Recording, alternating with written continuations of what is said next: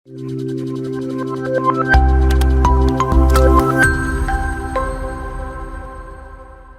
Friends, നമ്മൾ ഇന്ന് എടുക്കുന്നത് BHIC 110 ആദ്യത്തെ ചാപ്റ്റർ ആയിട്ടുള്ള Indian polity, society and economy in mid 18th century എന്നുള്ളതാണ്. ഇത് നമ്മൾ രണ്ട് ഭാഗങ്ങളായിട്ടായിരിക്കും കവർ ചെയ്യുന്നുണ്ടാവുക.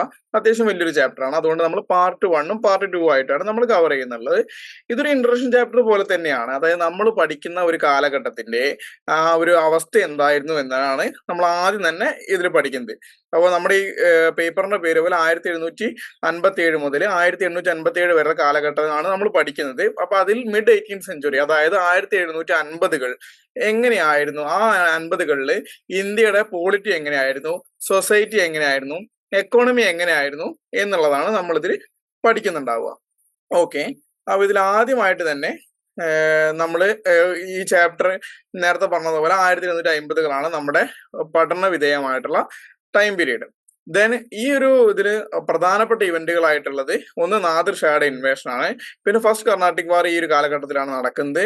ദെൻ പൊളിറ്റിക്കൽ സിസ്റ്റത്തിന്റെ ഈ ഒരു ചാപ്റ്റർ നമ്മൾ എൻഡ് ചെയ്യുന്നത് വാരൻ ഹാസ്റ്റിംഗ് ഒരു ബ്രിട്ടീഷ് എംപയർ അല്ലെങ്കിൽ ഈസ്റ്റ് ഇന്ത്യ കമ്പനിയുടെ കീഴിലുള്ള ഒരു ഭരണ വ്യവസ്ഥിതി ഇന്ത്യയിൽ സ്ഥാപിക്കുന്നത് കൂടിയിട്ടാണ് നമ്മൾ ഈ ചാപ്റ്റർ എൻഡ് ചെയ്യുന്നത്. അപ്പൊ ഇതിനൊരു 3 തീമുകളായിട്ട് നമുക്ക് തരംതിരിച്ച് പഠിക്കാവുന്നതാണ്. അതിൽ ആദ്യത്തത് decline of the Mughal empire, അതായത് മുഗൾ എംപയർ കുറെ ഒരു അതിന്റെ അവസാന കാലഘട്ടത്തിൽ എത്തി നിൽക്കുന്ന ഒരു സമയമാണ് ഈ മിഡ് 18th സെഞ്ചുറി എന്ന് പറയുന്നത്. ഈ മിഡ് 18th സെഞ്ചുറിയിലെ പ്രധാനപ്പെട്ട ഒരു ഇവന്റ് ആണ് ഡിക്ലൈൻ. അപ്പൊ എങ്ങനെയാണ് മുഗൾ എംപയർ ഡിക്ലൈൻ ആയത് എന്നുള്ളത് നമ്മൾ ഇതിൽ പഠിക്കുന്നുണ്ടാവും. അതിൽ ഒന്നാമത്തെ കാര്യം, ഇതിൽ കുറെ കാരണങ്ങളുണ്ട്. അതിൽ 3 കാരണങ്ങളാണ് ഇതിൽ പറയുന്നത്. ഒന്ന്, നാദിർ ഷായുടെ ഇൻവേഷൻ. 1739 നാദിർ ഷാ, ഒരു ഇറാനിയൻ റൂളർ ആയിട്ടുള്ള നാദിർ ഷാ ഒരു ഇൻവേഡ് ചെയ്യുന്നുണ്ട് ഇന്ത്യനെ. അത് എങ്ങനെയാണ് മുഗൾ എംപയർ ഡിക്ലൈന് കാരണമായത്. അതേപോലെ ഇർഫാൻ ഹബീബിനെ പോലുള്ള ചരിത്രകാരന്മാർ പറഞ്ഞിട്ടുള്ള എക്കണോമിക് ക്രൈസിസ് എന്നുള്ള ഒരു ഭാഗം, ഇതില് നമ്മൾ സതീഷ് ചന്ദ്രയുടെ ജാഗ്രതാരി ക്രൈസിസ് പോലുള്ള കാര്യങ്ങളൊക്കെ പഠിക്കുന്നുണ്ട്, പറഞ്ഞു വെക്കുന്നുണ്ട്. ദെൻ മൂന്നാമതായിട്ട് പറഞ്ഞത് empire fell but its institution and tradition continued in regional state and British province. അതായത് മുഗൾ സാമ്രാജ്യം ക്ഷയിച്ചു കഴിഞ്ഞപ്പോഴും മുഗൾ സാമ്രാജ്യം മുന്നോട്ട് വെച്ച ഒരുപാട് ഇൻസ്റ്റിറ്റ്യൂഷൻസ് ഉണ്ട്. ഇപ്പൊ അവരുടെ ഒരു കോർട്ട് സിസ്റ്റം, അതേപോലെ അവരുടെ ഒരു പേർഷ്യൻ അഡ്മിനിസ്ട്രേഷൻ സിസ്റ്റം, ഈ സാധനങ്ങൾ പല റീജിയണൽ സ്റ്റേറ്റുകളിലും അതേപോലെ ഇപ്പൊ ബ്രിട്ടീഷ് പ്രൊവിൻസുകളിലും ഇപ്പൊ ദിവാനി റൈറ്റ്സ് പോലുള്ള കാര്യങ്ങൾ, അങ്ങനത്തെ സാധനങ്ങളൊക്കെ ബ്രിട്ടീഷുകാരും പിന്തുടർന്ന് പോന്നിട്ടുണ്ട്. അപ്പൊ ഇതൊക്കെ ബ്രിട്ടീഷുകാരും റീജിയണൽ സ്റ്റേറ്റ്സും ഇൻഹെറിറ്റ് ചെയ്യുന്നുണ്ട്. അത് എങ്ങനെയാണെന്നും അത് എന്തൊക്കെയാണെന്നും അത് എങ്ങനെയാണെന്നും കൂടി നമ്മളിതിൽ പഠിക്കുന്നുണ്ട്. ദെൻ മുഗൾ അഡ്മിനിസ്ട്രേറ്റീവ് പ്രാക്ടീസസ്, അത് എങ്ങനെയാണ് Mughal administrative practices, land revenue system, ഇങ്ങനത്തെ കാര്യങ്ങളൊക്കെ ഇവരുടെ പിന്മുറക്കാർ, അതായത് മുഗൾ സ്റ്റേറ്റിന് ശേഷം ഇന്ത്യ ഭരിക്കുന്ന റീജിയണൽ സ്റ്റേറ്റ്സും അതേപോലെയുള്ള ഈസ്റ്റ് ഇന്ത്യ കമ്പനിയും എങ്ങനെയാണ് അവരതിനെ അഡോപ്റ്റ് ചെയ്ത്, എന്തൊക്കെ ആൾട്ടർനേഷൻസ് ആണ് അവരിൽ വരുത്തിയത്, ഈ കാര്യങ്ങളൊക്കെയാണ് നമ്മൾ ഒന്നാമത്തെ തീമിൽ പഠിക്കുന്നുള്ളത്. രണ്ടാമത്തെ തീമായിട്ട് നമ്മൾ നോക്കുന്നത് റീജിയണൽ പവേഴ്സിന്റെ ഒരു എമർജൻസ് ആണ്. ഈ റീജിയണൽ പവേഴ്സ് 3 തരത്തിലുണ്ട്. ശ്രദ്ധിക്കണം, റീജിയണൽ പവേഴ്സ് 3 തരത്തിലുണ്ട്. ഒന്ന് സക്സസർ സ്റ്റേറ്റ്സ്. സക്സസർ സ്റ്റേറ്റ്സ് എന്ന് വെച്ച് കഴിഞ്ഞാൽ ഈ മുഗൾ എംപയറിന്റെ കൂടെ തന്നെ ഉണ്ടായിരുന്ന സ്റ്റേറ്റുകൾ, ഹൈദരാബാദ്, അവധ്, ബംഗാൾ എന്ന് തുടങ്ങിയിട്ടുള്ള സ്റ്റേറ്റുകളുണ്ട്. ഇവർ മുഗൾ എംപയറിന് തന്നെ ഭാഗമായിരുന്നു.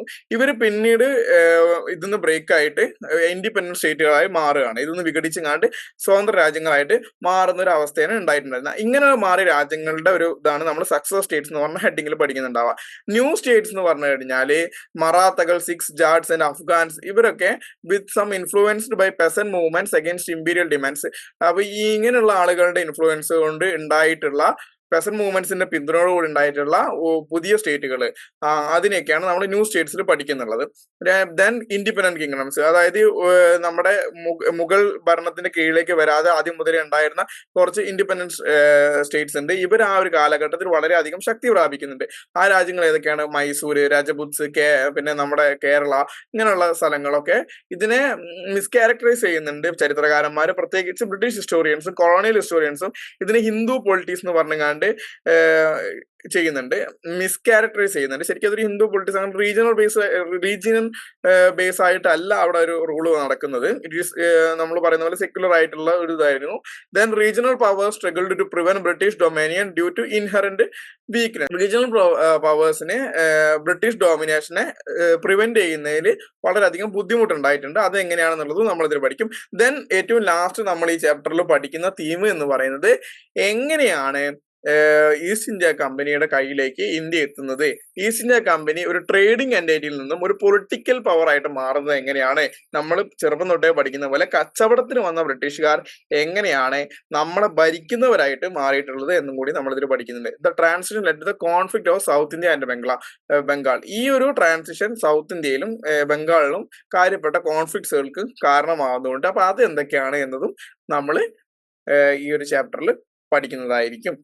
ദെൻ ഇതിന് നമ്മൾ പഠിക്കുന്ന വേറൊരു ഇമ്പോർട്ടന്റ് ആയ ടോപ്പിക്, നമ്മൾ ഈ ചാപ്റ്റർ തുടങ്ങുന്നത് തന്നെ ഈ 18th സെഞ്ചുറി എന്ന് പറഞ്ഞൊരു സെഞ്ചുറിയിലെ പോളിറ്റി എങ്ങനെയായിരുന്നു, സൊസൈറ്റി എങ്ങനെയായിരുന്നു, എക്കോണമി എങ്ങനെയായിരുന്നു എന്ന് പഠിച്ചുകൊണ്ടാണ്. അപ്പൊ അതില് ചരിത്രകാരന്മാർ തമ്മിലുള്ള ഒരു വാദപ്രതിവാദമുണ്ട്. 18th സെഞ്ചുറിനെ ഡാർക്ക് ഏജ് എന്നാണ് ബ്രിട്ടീഷ് ഹിസ്റ്റോറിയൻസും ഇന്ത്യയിലെ ജാവ്ദാ സർക്കാരിനെ പോലുള്ള ഹിസ്റ്റോറിയൻസും പറഞ്ഞിട്ടുണ്ടായിരുന്നത്. അപ്പോൾ അതെങ്ങനെയാണ്? അതൊരു ട്രഡീഷണൽ വ്യൂ ആയിട്ടാണ് നമ്മൾ ഇന്നത്തെ ഹിസ്റ്റോറിയൻസ് കണക്കാക്കുന്നത്. Historically described as a dark age marked by chaos and anarchy. Then collapse of Mughal Empire and failure of regional powers to establish empires. അപ്പൊ ഇതിൽ പറയുന്നത് എങ്ങനെ വെച്ചാൽ ഇതൊരു ഇരുണ്ട കാലഘട്ടമായിരുന്നു. മുഴുവൻ അരാജകത്വവും അതേപോലെയുള്ള പ്രശ്നങ്ങളും ഉണ്ടായ ഒരു കാലഘട്ടമാണ്. മുഗൾ എംപയറിന്റെ പതനവും അതേപോലെ റീജിയണൽ പവേഴ്സിന് ഒരു എംപയർ ആവാൻ പറ്റാത്ത വീഴ്ച പറ്റിയതും എല്ലാം കൊണ്ട് ഇതൊരു സ്റ്റെബിലിറ്റി ഇല്ലാത്ത അൺസ്റ്റേബിൾ ആയിട്ടുള്ള ഒരു കാലഘട്ടമായിരുന്നു എന്നാണ് പറയുന്നത്. പിന്നെ നമ്മൾ പറയുന്നത് എന്താണ്? Stability attributed to spread of British supremacy in the late century. ഈ ഇതെല്ലാം എന്തിനാണ് കാരണമായിട്ടുള്ളത്? ബ്രിട്ടീഷ് സുപ്രീമസി ഒരു 18ാം നൂറ്റാണ്ടിന്റെ അവസാനത്തിലേക്ക് ഇന്ത്യയിൽ ഒന്നാകെ സ്പ്രെഡ് ആവാനാണ് ഇത് കാരണമായിട്ടുള്ളത്. British narratives emphasize this perspective to highlight their rule as beneficial. ഇതാണ് ഇമ്പോർട്ടന്റ് ആയിട്ടുള്ള ഒരു കാരണം. കാരണം ബ്രിട്ടീഷ് നെറേറ്റീവ്സ്, നമ്മൾ പറയുന്ന കൊളോണിയൽ ഹിസ്റ്റോറിയൻസ് ഈ ഒരു കാര്യത്തിനെ ഒരു ഹൈലൈറ്റ് ചെയ്തു. അതായത് ഈ 18th സെഞ്ചുറിയുടെ തുടക്ക കാലഘട്ടം എന്ന് പറയുന്നത് വളരെ, അല്ലെങ്കിൽ മിഡ് 18th സെഞ്ചുറി എന്നൊക്കെ പറയുന്നത് വളരെ ഇരുണ്ട കാലഘട്ടമായിരുന്നു. ഒരു ഡെവലപ്മെന്റ് ഇല്ലാണ്ട് വെറും അരാജകത്വവും അതേപോലെ ചാവോസ് ആയിട്ട് നടന്ന ഒരു സമയത്ത് ബ്രിട്ടീഷുകാർ ഇവിടെ വരികയും അവര് ഇതിനെ ഒരു സിവിലൈസേഷനിലേക്ക് മാറ്റാനുള്ള, അവർ വന്നതിന് ശേഷമാണ് ഒരു മോഡേണൈസേഷൻ വരുന്നത് എന്നുള്ള രീതിയിലുള്ള ഒരു പെർസ്പെക്റ്റീവ് ആണ് ബ്രിട്ടീഷ് ഹിസ്റ്റോറിയൻസ് കൊണ്ടുവന്നത്. ജാവ്ദാ സർക്കാരിനെ പോലുള്ള ഇന്ത്യൻ ഹിസ്റ്റോറിയൻസും ഏകദേശം ഇതിനോട് ചേർന്ന് നിൽക്കുന്ന ഒരു ഇതാണ്. ജാവ്ദാ സർക്കാരിനെ പോലുള്ള ഇന്ത്യൻ ഹിസ്റ്റോറിയൻസും ഇതിനോട് ചേർന്ന് നിൽക്കുന്ന തരത്തിലുള്ള ഒരു പെർസ്പെക്റ്റീവ് പറഞ്ഞിട്ടുണ്ടായിരുന്നു. അതിനുശേഷം വരുന്ന പുതിയ പെർസ്പെക്റ്റീവ് ആണ് ഇർഫ വബീനെ പോലുള്ള ആളുകളെ ഇതിനെ ക്രിട്ടിസൈസ് ചെയ്തുകൊണ്ട് വരുന്നത്. ഇർഫ വബീനെ പോലുള്ള ഹിസ്റ്റോറിയൻസ് വന്നിട്ട് പറയുന്നത് Mughal influence was not as extensive of profound as previously believed. നമ്മൾ പറയും മുഗൾ ഇന്ത്യ കാലഘട്ടം എന്നാണ് പറയുന്നത്. പക്ഷെ മുഗൾ ഇന്ത്യ അല്ലെങ്കിൽ മുഗൾ ഇൻഫ്ലുവൻസ് എന്ന് പറഞ്ഞു കഴിഞ്ഞാൽ ഇന്ത്യ ഒട്ടാകെ ഭരിച്ചൊരു ഇൻഫ്ലുവൻസ് ഒന്നല്ല. സൗത്ത് ഇന്ത്യ അപ്പോഴും remind as A independent kingdom ആണ്. ഒരു പ്രത്യേക ഒരു ഏരിയ ആയിട്ട് സൗത്ത് മാറി നിൽക്കുന്നുണ്ട്. അതേപോലെ പല മേഖലകളും ഇന്നത്തെ ഇന്ത്യയിലുള്ള പല പ്രവിശ്യകളും മുഗളിന്റെ ഭാഗമായിട്ടല്ല നിൽക്കുന്നത്. അപ്പൊ മുഗളിന്റെ വീക്ക്നെസ് കൊണ്ട് മാത്രം ഇവിടെ ചാവോസും അനാർക്കിയും ആയിരുന്നു എന്ന് നമുക്ക് പറയാൻ കഴിയില്ല. Then many regions, particularly in northeast and south, and social groups remained outside the Mughal court. Mughal control നമ്മളിപ്പോൾ പറഞ്ഞത്. Then Mughal decline is insufficient to explain changes across India. ഇന്ത്യയിൽ ഒട്ടാകുണ്ടായ മാറ്റങ്ങളുടെ കാരണം മുഗൾ ഡിക്ലൈൻ മാത്രമാണെന്ന് പറയുന്നത് എന്തല്ല, ഒരു സഫീഷ്യന്റ് ആയിട്ടുള്ള റീസൺ അല്ല എന്നും കൂടിയാണ് നമ്മൾ പറഞ്ഞു വെക്കുന്നത്. ഇനി ഈ അടുത്ത് നമ്മൾ പറഞ്ഞു വെക്കുന്ന റീസെന്റ് ഡെവലപ്മെന്റ്സ് എന്ന് പറയുന്നത്, ഒന്ന് regional emphasize on the establishment of regional politics as the dominant feature of the 18th century. ഇവർ പറയുന്നത് 18ാം നൂറ്റാണ്ടിന്റെ പ്രധാനപ്പെട്ട ആകർഷണം അല്ലെങ്കിൽ പ്രധാനപ്പെട്ട ഫീച്ചർ എന്ന് പറയുന്നത് റീജിയണൽ പൊളിറ്റിക്സ് ആയിരുന്നു, അല്ലെങ്കിൽ റീജിയണൽ പൊളിറ്റിക്സിന്റെ എസ്റ്റാബ്ലിഷ്മെന്റ് ആയിരുന്നു. സതീഷ് ചന്ദ്ര 18th സെഞ്ചുറിനെ ഒരു പ്രീ ബ്രിട്ടീഷും ബ്രിട്ടീഷ് പീരീഡും ഈ രണ്ട് പീരീഡുമായിട്ടാണ് കാണുന്നത്. പക്ഷെ ഇത് രണ്ടും അല്ലാത്തൊരു ഡിസ്റ്റിങ്ക്റ്റ് ആയിട്ടുള്ള ഒരു വേറെ തന്നെ ഒരു കാലഘട്ടമായിട്ടാണ് 18th സെഞ്ചുറിനെ സതീഷ് ചന്ദ്രയെ പോലുള്ള ഹിസ്റ്റോറിയൻസ് കാണുന്നത്. നമ്മൾ ഇതിൽ പഠിക്കുന്ന മറ്റൊരു ആദ്യത്തെ പ്രധാനപ്പെട്ട ഭാഗം decline of the Mughal empire. അപ്പൊ മുഗൾ എംപയറിന്റെ ഡിക്ലൈൻ, അതായത് മുഗൾ എംപയറിന്റെ ഒരു പതനം അല്ലെങ്കിൽ അതിനൊരു ക്ഷയിക്കുന്ന ഒരു കാലഘട്ടം, അതാണ് 18th സെഞ്ചുറിനെ കാര്യമായിട്ട് നമ്മൾ അടയാളപ്പെടുന്നത്. അപ്പം ഫസ്റ്റ് ഒരു 1740കളുടെ അവസാനത്തോട് കൂടിയിട്ടാണ് ഈ ഇന്ത്യയിൽ മുഗൾ സാമ്രാജ്യം അതിന്റെ ക്ഷീണത്തിലേക്ക് കടക്കുന്നത്. അപ്പൊ അതിൽ പ്രധാനപ്പെട്ട ഒരു കാരണം എന്താണ്? അതിന് തെളിവുകൾ by 1740 Delhi was devastated by Nadir Shah. Nadir ഷായുടെ അറ്റാക്ക് ഡൽഹിയെ വളരെയധികം തകർത്ത് കളഞ്ഞു. പിന്നെ അബ്ദാലിയെ പോലുള്ള ആളുകൾ 1761 ഇന്ത്യനെ ആക്രമിക്കുമ്പോൾ അവരോട് ഫോർട്ട് ചെയ്യുന്നത് മുഗൾസ് അല്ല, മറാത്താസ് ആണ്. അത് നമുക്ക് എന്തിനുള്ള തെളിവാണ്? ഈ മറാത്തകൾ ആ കാലഘട്ടത്തിൽ മുഗൾസ് കയ്യിൽ വെച്ചതിനെക്കാട്ടും കൂടുതൽ ടെറിട്ടറീസ് കയ്യിൽ വെച്ചിട്ടുണ്ടാവാം. അതല്ലെങ്കിൽ അവരായിരിക്കും കുറച്ചുകൂടി മുഗളിനെക്കാട്ടും പവർഫുൾ ആയിട്ട് ആ ഒരു 1761 ആ ഒരു ടൈമിൽ ഉണ്ടായിട്ടുണ്ടായിരുന്നത്. അല്ലെങ്കിൽ മുഗൾസ് ആയിട്ടാണ് അവർ ഫോർട്ട് ചെയ്യുന്നത്. ദെൻ ഇൻ 1783 ഒരു 1783 കൂടിയിട്ട് മുഗൾ എംപയർ എന്ന് പറയുന്നത് ബ്രിട്ടീഷ് കൺട്രോളിന് കീഴിൽ വരുന്ന ഒരു സ്ഥലമായിട്ട് മാറുകയാണ്. അപ്പോൾ ഇതില് മുഗൾ എംപയറിന്റെ ഡിക്ലൈനിന്റെ കാരണങ്ങൾ എന്തൊക്കെയാണെന്നാണ് നമ്മൾ അടുത്തതായിട്ട് പഠിക്കുന്നത്. അതിൽ പ്രധാനപ്പെട്ട കാരണങ്ങളായിട്ട് ഒന്ന് പറയുന്നത് ഇന്റേണൽ വീക്ക്നെസ് ആണ്. എന്താണ് ഇന്റേണൽ വീക്ക്നെസ് എന്നതുകൊണ്ട് നമ്മൾ ഉദ്ദേശിക്കുന്നത്? Aurangzeb's policies weakened the Mughal polity. അപ്പൊ ഔറംഗസേബിന്റെ പ്രധാനപ്പെട്ട പോളിസി എന്തായിരുന്നു? ഡെക്കാൻ ക്യാമ്പയിനുകളായിരുന്നു. ഔറംഗസേബ് ഡെക്കാനിലേക്ക് പോരും, അത് കൂടുതൽ കോൺകറിംഗിലേക്ക് അദ്ദേഹം ശ്രദ്ധ ചെലുത്തി കഴിഞ്ഞപ്പോൾ അദ്ദേഹത്തിന് അവിടുത്തെ ഭരണം കേന്ദ്രീകരിക്കാനും അതേപോലെ അദ്ദേഹം ഇവിടുത്തെ പ്രൊഡക്ഷൻ അങ്ങനത്തെ കാര്യങ്ങളിലേക്ക് ശ്രദ്ധ കൊണ്ടുവരാൻ അദ്ദേഹത്തിന് കഴിഞ്ഞില്ല എന്നുള്ളതാണ്. Then wars of succession and weak rulers plagued the empire from 1707 to 1790.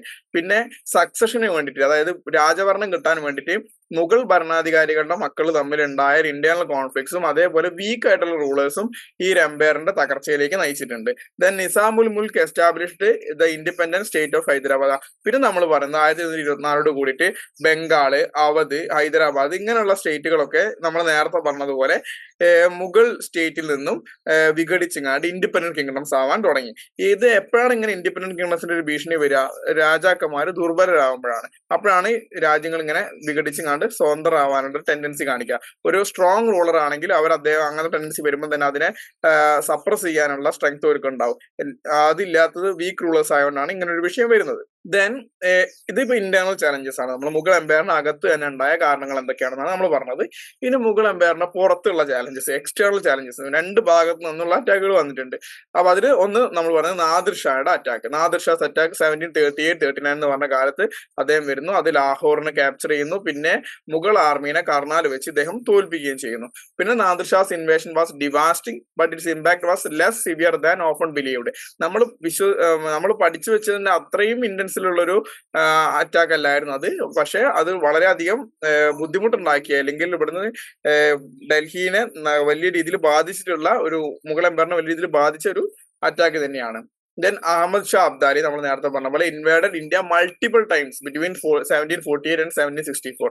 1748 67 ഇടയിൽ അഹമ്മദ് ഷാ അബ്ദാലി എന്ന് പറഞ്ഞ റൂളർ ഇന്ത്യനെ പല തവണ ഇൻവേഡ് ചെയ്യുന്നുണ്ട്.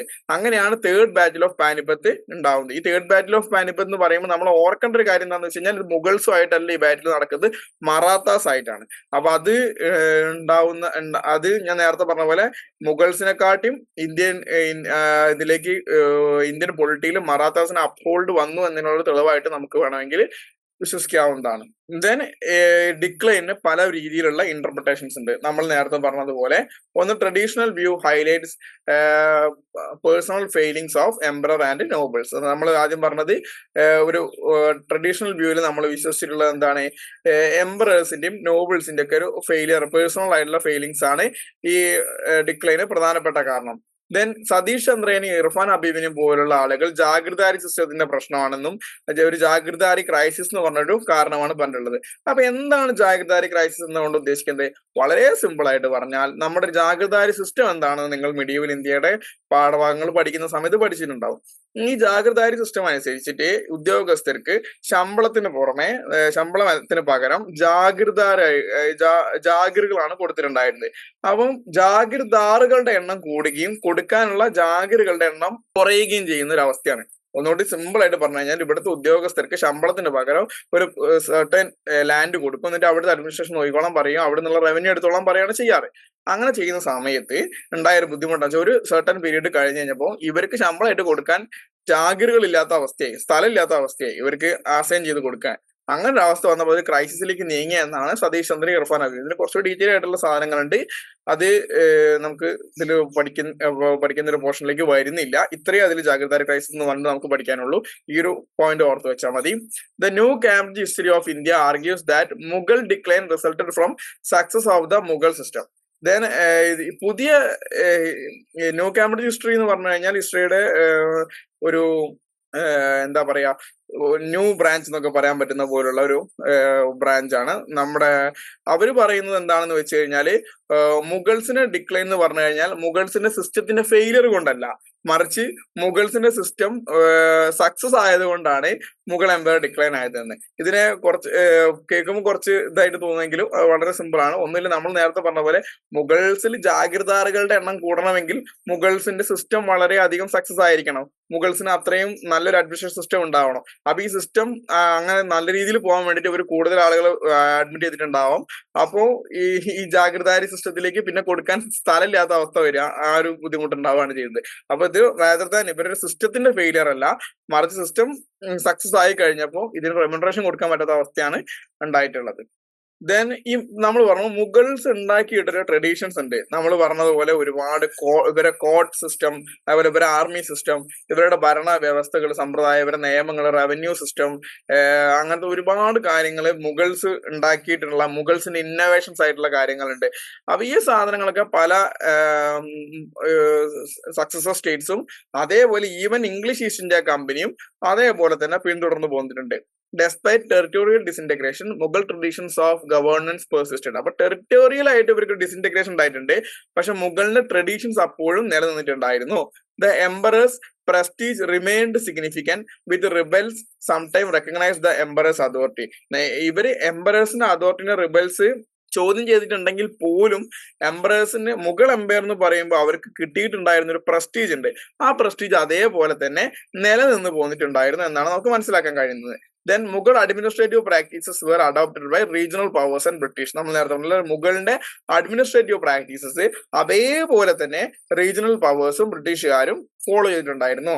Then continuity of institution did not imply survival of the Mughal political system, as new polities were regional and served different functions under colonial rule. അപ്പൊ നമ്മളിതിൽ പറയുന്നത് Mughal political system survival ആയിട്ടല്ല ഇതിന്റെ കണ്ടിന്യൂറ്റി ഓഫ് ഇൻസ്റ്റിറ്റ്യൂഷൻ എന്ന് പറയുന്നത്.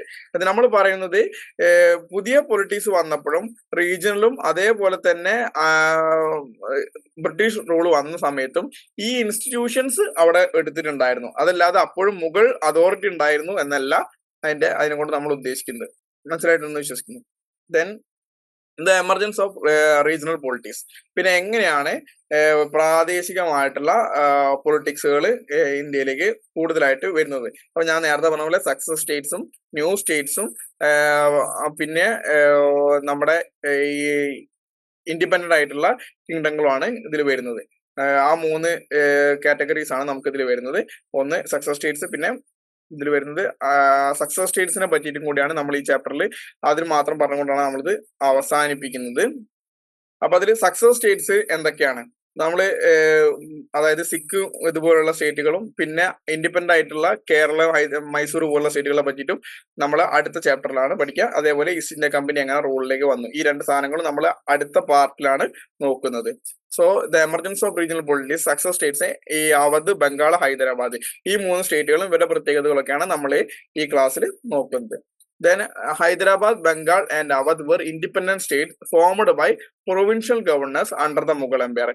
ഇവര് എങ്ങനെയാണ് Mughal government ഇടയിൽ തന്നെ ഉണ്ടായിരുന്ന, ഗവർണേഴ്സിന്റെ ഇടയിൽ തന്നെ ഉണ്ടായിരുന്ന ഒരു independent സ്റ്റേറ്റുകളായിരുന്നു.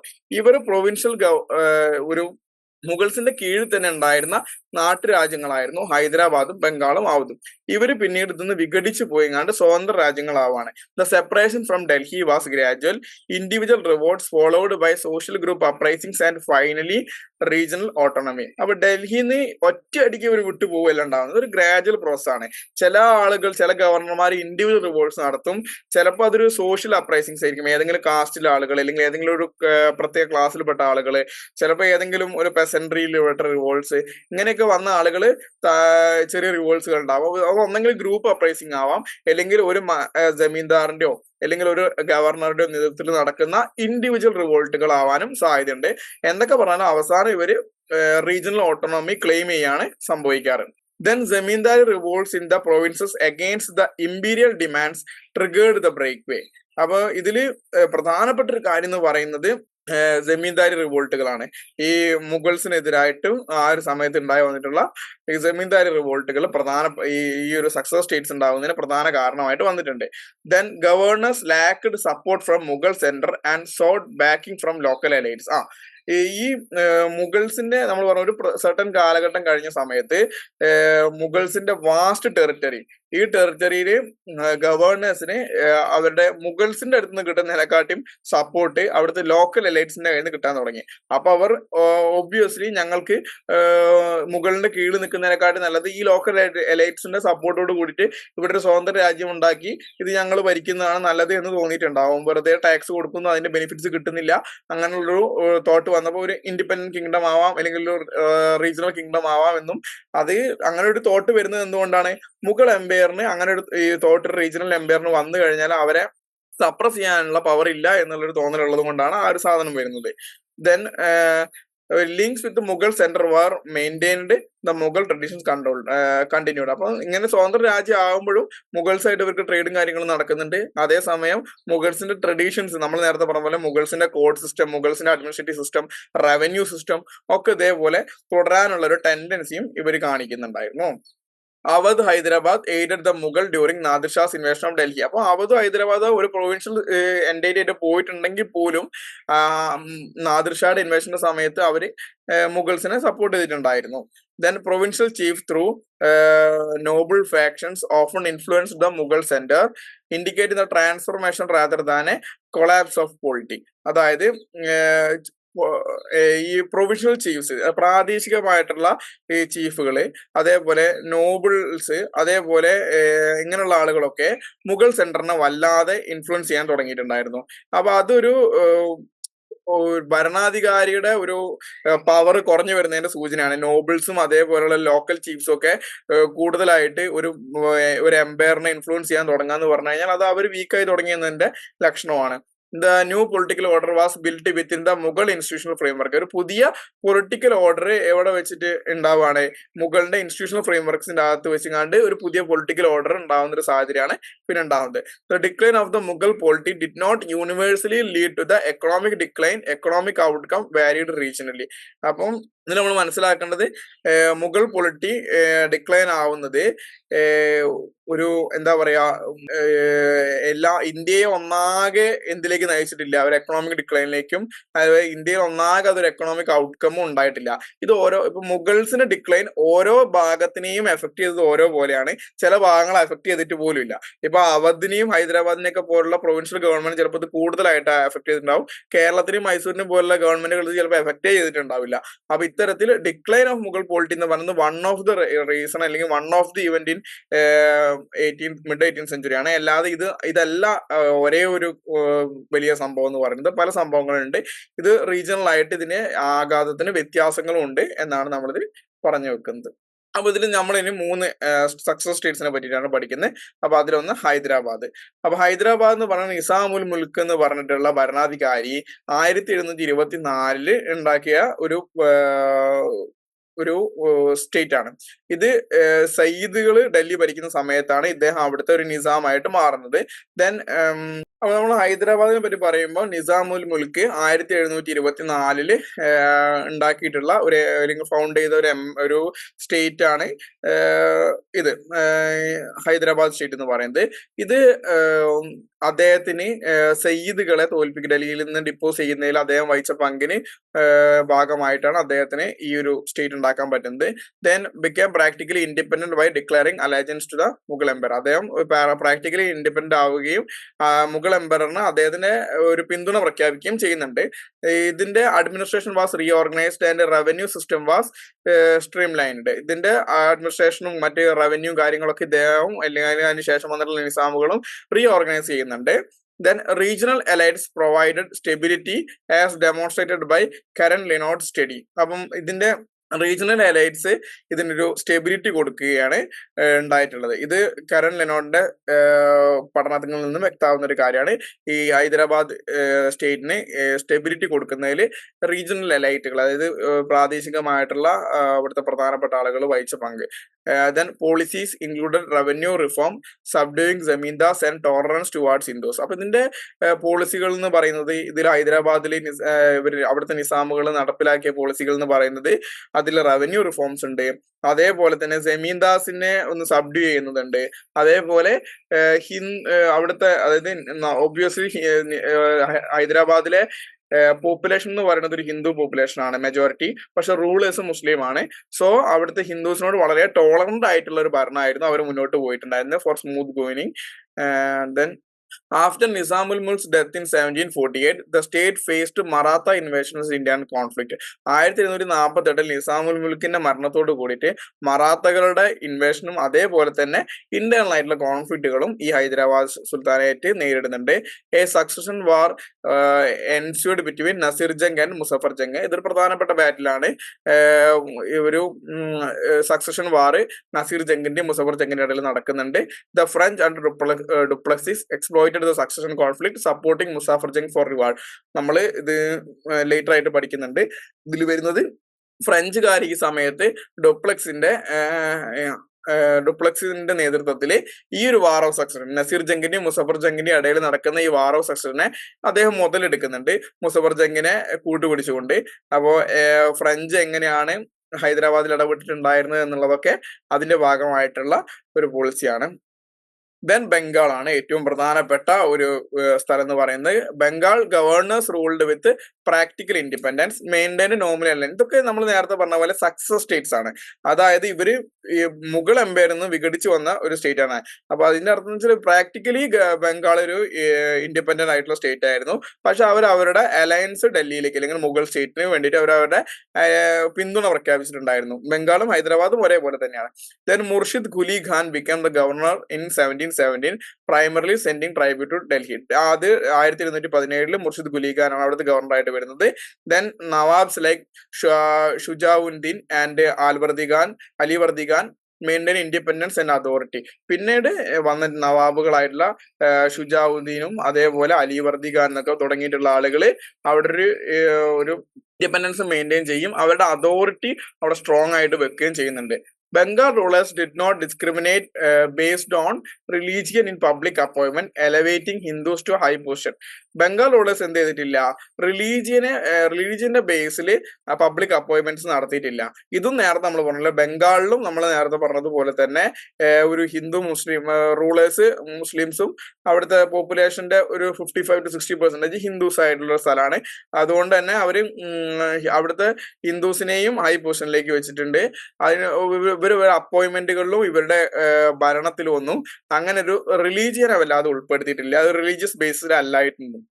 Then Bengal rulers did not discriminate based on religion, public appointment, elevating Hindus to high position. The Nawabs maintained strict control over foreign companies, preventing fortification in Chandernagар and Calcutta. അപ്പൊ നമ്മൾക്ക് എല്ലാവർക്കും അറിയുന്ന പോലെ ബംഗാൾ എന്ന് പറയുന്ന ഒരു പ്രധാനപ്പെട്ട ഒരു പോർട്ട് ആയിരുന്നു. അതായത് ഇവരുടെ പ്രധാന വരുമാനം എന്ന് പറയുന്നതും ട്രേഡും പിന്നെ അഗ്രികൾച്ചറും ആയിരുന്നു. അപ്പൊ അവർക്ക് വളരെയധികം അഗ്രികൾച്ചറൽ പ്രൊഡക്ഷൻ ഉള്ളത് കൊണ്ട് തന്നെ അവിടേക്കാണ് പ്രധാനപ്പെട്ട വൈദേശിക ശക്തികളെല്ലാവരും ആദ്യം കണ്ണുവെക്കുന്നത്. അപ്പൊ ഇതിന്റെ ഭാഗമായിട്ട് അവിടുത്തെ നവാബ്സ് എപ്പോഴും അവിടുത്തെ ഫോറിൻ കമ്പനീസ്, അവിടെ ട്രേഡ് ചെയ്യുന്ന ഫോറിൻ കമ്പനീസിനെ അവിടുത്തെ പൊളിറ്റിക്സിൽ എന്താ പറയാ ഈ ഇടപെടാനുള്ള ഒരു ടെൻഡൻസി അവർ ആദ്യം ശ്രദ്ധിച്ചിരുന്നു. അതുകൊണ്ട് തന്നെ അവർ അതിനെ നല്ല രീതിക്ക് കൺട്രോൾ ചെയ്യാനുള്ള ശ്രമങ്ങളും നടത്തിയിട്ടുണ്ടായിരുന്നു. അവിടെ ഫോർട്ടിഫിക്കേഷൻസ് തടഞ്ഞിട്ടുണ്ടായിരുന്നു. ചന്ദേർനഗർ, കൽക്കട്ടയിലൊക്കെ ഫോർട്ട് ഉണ്ടാക്കാൻ വന്ന വൈദേശിക ശക്തികളെ ഇവർ ആദ്യം നിയന്ത്രിച്ചു നിർത്തിയിട്ടുണ്ടായിരുന്നു. The Nawabs upheld sovereignty despite threats from the British East India Company. Nawabs എന്ത് ചെയ്തിരുന്നു, ഈ ബ്രിട്ടീഷ് ഈസ്റ്റ് ഇന്ത്യ കമ്പനിന്റെ ത്രെറ്റുകളുള്ള സമയത്ത് ഇവർ എപ്പോഴും ശ്രദ്ധിച്ചിരുന്നത് ഇവരെ സോവറിനിറ്റി മുറുക്കി പിടിക്കാനായിരുന്നു. അതായത് ബംഗാളിനൊരു ഇൻഡിപെൻഡന്റ് ആയിട്ട് ഇവരുടെ കാര്യങ്ങളിൽ തീരുമാനമെടുക്കാനുള്ള അധികാരം ഇവർക്ക് ഉണ്ടാവുക എന്നുള്ള ആ ഒരു ലക്ഷ്യത്തിനായിരുന്നു ഇവർ കൂടുതൽ പ്രാധാന്യം കൊടുത്തിട്ടുണ്ടായിരുന്നത്. അപ്പം ഇതാണ് അതിനുള്ള ഒരു പ്രധാനപ്പെട്ട കാരണം. ഇനി അടുത്ത് നമ്മൾ അവധ് എന്ന് പറഞ്ഞ സ്റ്റേറ്റ് ആണ് പഠിക്കുന്നത്. അവസാനത്തെ ഒരു ഇത്, സാദത്ത് ഖാൻ ബുർഹാനുൽ മുൽക്ക് secured independence after his appointment as governor in 1722. 1722 അദ്ദേഹത്തിന് ഗവർണറായിട്ട് അവിടെ വരികയും പിന്നീട് അദ്ദേഹം അതിനൊരു ഇൻഡിപെൻഡന്റ് സ്റ്റേറ്റ് ആയിട്ട് സെക്യൂർ ചെയ്യുകയാണ് ചെയ്യുന്നത് Sadath Khan. then the main challenge was from Zemidas who refused revenue payment and acted autonomously. അപ്പൊ അവധിനെ കീഴ്പ്പെടുത്തണ അവധിൽ ഇൻഡിപെൻഡന്റ് സ്റ്റേറ്റ് ഉണ്ടാകുമ്പോൾ ഇദ്ദേഹത്തിന് അനുഭവിച്ച ഏറ്റവും വലിയ തലവേദന എന്ന് പറയുന്നത് ജമീന്ദാസിന്റെ കയ്യിലായിരുന്നു. അവര് റവന്യൂ കൊടുക്കാൻ റെഫ്യൂസ് ചെയ്യുകയും അതേപോലെ പേയ്മെന്റ് കൊടുക്കാതിരിക്കുന്ന ഒരു അവസ്ഥയും പിന്നെ അവരുടെ ഓട്ടോണമി ആയിട്ട് പെരുമാറുകയും ചെയ്തത് ഇദ്ദേഹത്തിന് വലിയ തലവേദനയുണ്ട്. Saadat Khan subdued the zamindars and introduce new land settlement protecting peasants. അപ്പോൾ ഈ സമയത്ത് എങ്ങനെയാണ് സദത്ഖാന് അവിടെ ഒരു ഇൻഡിപെൻഡന്റ് സ്റ്റേറ്റ് ഉണ്ടാക്കിയത് എന്ന് ചോദിച്ചു കഴിഞ്ഞാൽ അദ്ദേഹം അവിടുത്തെ ജമീന്ദാസിനെ എന്താ പറയാ സബ്ഡ്യൂ ചെയ്യിക്കുകയും അതായത് അവരുടെ ഒരു ഇത് കുറച്ച് കളയുക, അവരുടെ സോഷ്യൽ ഹൈറാർക്കി കുറച്ച് കളയുക അല്ലെങ്കിൽ അവരൊന്ന് അടിച്ചമർത്തുകയും അതിനുശേഷം പുതിയ ലാൻഡ് സെറ്റിൽമെന്റ്സ് ആരെ പ്രൊട്ടക്ട് ചെയ്യുന്ന രീതിയിൽ പെസൻസിനെ പ്രൊട്ടക്ട് ചെയ്യുന്ന രീതിയിൽ. അപ്പൊ പെസൻസ് ആണ് അവിടെ മാസമായിട്ടുള്ള ജനങ്ങൾ, അതായത് ഏറ്റവും കൂടുതൽ നമ്പർ ഓഫ് പെസൻസ് ആണ് ഏറ്റവും വലിയ അവിടുത്തെ പോപ്പുലേഷൻ ഏറ്റവും വലുത്. അപ്പൊ അവരോടൊപ്പം നിന്നുകൊണ്ട് അവരുടെ സപ്പോർട്ട് മേടിച്ചുകൊണ്ടാണ് സദത്ഖാൻ അവിടെ ഒരു ഇൻഡിപെൻഡന്റ് സ്റ്റേറ്റ് ഉണ്ടാക്കുന്നത്. The jagirdari system was reformed, granting positions and land to local gentry in administration and military. അപ്പൊ അദ്ദേഹം അതിന്റെ ഭാഗമായിട്ട് ജാഗിർദാരി സിസ്റ്റം ഒക്കെ ഒന്ന് റിഫോം ചെയ്തു. അതേപോലെ തന്നെ പൊസിഷൻസും അതേപോലെ ലാൻഡ്സ് ഒക്കെ ലോക്കൽസിന് കൊടുക്കാൻ തുടങ്ങി. അതുപോലെ അഡ്മിനിസ്ട്രേഷനും മിലിറ്ററിയിലൊക്കെ അവിടുത്തെ ലോക്കൽസിനെ ആണ് അധികവും ചേർത്തിട്ടുണ്ടായിരുന്നത്. A regional ruling group emerged including Sheikhzadas, Afghans and Hindus. അങ്ങനെ ഒരു പ്രാദേശികമായിട്ടുള്ള റൂളിംഗ് ഗ്രൂപ്പ് തന്നെ അവധിലുണ്ടാവുന്ന അവസ്ഥ ഉണ്ടായി. അത് ഷെയ്ഖ് സാദാസും അഫ്ഗാൻസും അതേപോലെ ഹിന്ദുസും ആയിട്ട്. അപ്പൊ ഇത്രയും പറഞ്ഞുകൊണ്ടാണ് നമ്മൾ ഈ ഒരു സെക്ഷൻ അവസാനിപ്പിക്കുന്നത്. അപ്പൊ ഒന്ന് റിവൈസ് ചെയ്യാം. ഇനി ബാക്കി കാര്യങ്ങൾ പഠിക്കാനുണ്ട്. ഇതിപ്പോ സക്സസ് സ്റ്റേറ്റ്സ് ആയിട്ടുള്ളൂ. ഇനി നമ്മൾ പഠിക്കുന്നത് ഇൻഡിപെൻഡന്റ് സ്റ്റേറ്റ്സ് ആയിട്ടുള്ള ആളുകളും പിന്നെ ന്യൂ സ്റ്റേറ്റ്സുകളും ഫോം ചെയ്യുന്ന പുതിയ സ്റ്റേറ്റുകളും ആണ് നമ്മൾക്ക് ഇതിൽ ഇനി അടുത്തായിട്ട് പഠിക്കാനുള്ളത്. പിന്നെ ഈസ്റ്റ് ഇന്ത്യ കമ്പനി എങ്ങനെയാണ് ഇതിലേക്ക് വന്നത്. അപ്പൊ ഒന്ന് റിവൈസ് ചെയ്യാം. അപ്പൊ ആദ്യം നമ്മൾ നോക്കിയത് ഒരു 18th സെഞ്ചുറി ക്രൈസിസ് എന്ന് പറഞ്ഞത് എന്തായിരുന്നു? അതൊരു ഡാർക്ക് ഏജ് ആണെന്നാണ് ബ്രിട്ടീഷുകാരും അതേപോലെ ജാഥ സർക്കാരിനെ പോലുള്ള ആളുകളും പറഞ്ഞിട്ടുണ്ടായിരുന്നത്. അതിനെ കൗണ്ടർ ചെയ്തുകൊണ്ട് പിന്നീട് വന്ന സ്റ്റഡീസ് പറഞ്ഞു. ഇർഫാൻ ഹബീബ് അതേപോലെ തന്നെ സതീഷ് ചന്ദ്രനെ തുടങ്ങിയുള്ള ആളുകളൊക്കെ ഇതിന് പുതിയ ഒരു റീസൺ പെർസ്പെക്റ്റീവ് കൊണ്ടുവരുന്നുണ്ട്. ദെൻ നമ്മൾ നോക്കിയത് മുഗൾ എംപയറിന്റെ ഡിക്ലൈൻ എങ്ങനെയാണ്, അതിനുണ്ടായ ഇന്റേണൽ വീക്ക്നസ് എന്തൊക്കെയാണ്, എക്സ്റ്റേണൽ വീക്ക്നസ്സുകൾ എന്തൊക്കെയാണ്, ഈ കാര്യങ്ങളാണ് നമ്മൾ നോക്കിയിട്ടുണ്ടായിരുന്നത്. ദെൻ ഈ ഡിക്ലൈനെ വിവിധ ചരിത്രകാരന്മാര് വിവിധ രീതിയിൽ ഇന്റർപ്രറ്റ് ചെയ്തത്. ട്രഡീഷണൽ വ്യൂല് പറയുന്നത് എംപറേഴ്സിന്റെ വീക്ക്നസ് ആണെന്നാണ്. അതിൽ സതീഷ് ചന്ദ്രൻ, ഇർഫാൻ ഹബീബിനെ പോലുള്ള ഹിസ്റ്റോറിയൻസ് പറയുന്നത് അതിന്റെ ഒരു എക്കണോമിക് പെർസ്പെക്റ്റീവ് ആണ്, അതായത് ജാഗിർദാരി സിസ്റ്റം തകർന്നു പോയതാണ്. ന്യൂ ക്യാമ്പ് ഹിസ്റ്ററി എന്ന് പറഞ്ഞ പുതിയ ശാഖ പറയുന്നത് അതൊരു മുഗൾ സിസ്റ്റത്തിന്റെ ഫെയിലിയർ അല്ല, മുഗൾ സിസ്റ്റത്തിന് സക്സസ് ആണ് മുഗൾ എംപയറിന്റെ ഡിക്ലൈന് കാരണമായത് എന്നാണ്. അപ്പൊ അതും എങ്ങനെയാണെന്നുള്ളത് നമ്മൾ വിശദീകരിച്ചു കഴിഞ്ഞു. ദെൻ ഈ മുഗൾസ് ഡിക്ലൈൻ ആയപ്പോഴും മുഗൾസിന്റെ ട്രഡീഷൻസ് സക്സസ് സ്റ്റേറ്റ്സിലും അതേപോലെ പിന്നീട് വന്ന ഇംഗ്ലീഷ് ഈസ്റ്റ് ഇന്ത്യ കമ്പനിയുടെ ഭരണത്തിലും നമുക്ക് കാണാൻ കഴിയുന്നുണ്ടായിരുന്നു. ദെൻ സക്സസ് സ്റ്റേറ്റ്സ് എന്തൊക്കെയാണ്, അവരുടെ പെക്യുലാരിറ്റീസ് ഏതൊക്കെയാണ്, ഹൈദരാബാദിനെ പറ്റി നമ്മൾ പറഞ്ഞു. പിന്നെ ഹൈദരാബാദ് എങ്ങനെയാണ് സ്വതന്ത്ര രാജ്യമാവുന്നത്, പിന്നെ അവിടെ വന്ന സക്സഷൻ വാറിനെ ഫ്രഞ്ചുകാർ ഇടപെട്ടുങ്ങാണ്ട് അതിനെ എക്സ്പ്ലോയിറ്റ് ഇന്ന് മുതലെടുപ്പ് നടത്തിയിട്ടുണ്ടായിരുന്നു. ദെൻ ബംഗാള്, ദെൻ നമ്മൾ അവധിനെ പറ്റിയിട്ടും അവസാനമായിട്ട് പറഞ്ഞു. അപ്പൊ ഇത്രയും കാര്യങ്ങളാണ് നമ്മളിതിൽ പറഞ്ഞിട്ടുള്ളത്. അപ്പം താങ്ക് യു.